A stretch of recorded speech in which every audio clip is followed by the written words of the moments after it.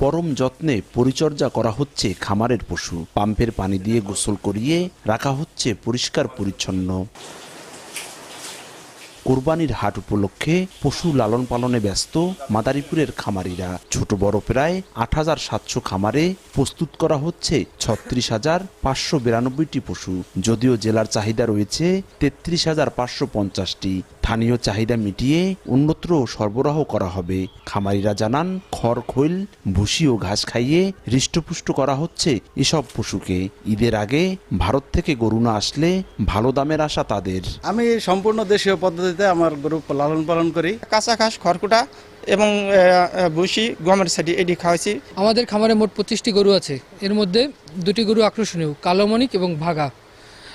এদের ওজন 25 থেকে 30 মনের কাছাকাছি। যদি ভারত থেকে গরু আমদানি না হয় তাহলে আশা করতেছি আমি সহ যারা আসলে আমরা খামারে রয়েছি আমরা গরুর একটি ভালো মূল্য পাবো।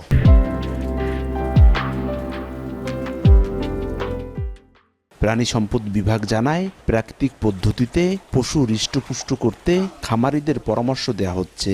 বিজ্ঞানসম্মত উপায়ে যাতে ক্ষতিকর কোনো কেমিক্যাল ইউজ না করে সে গরু হৃষ্টপুষ্ট করতে পারে সেই বিষয়ে আমরা সার্বক্ষণিক তদারকিতে আছি।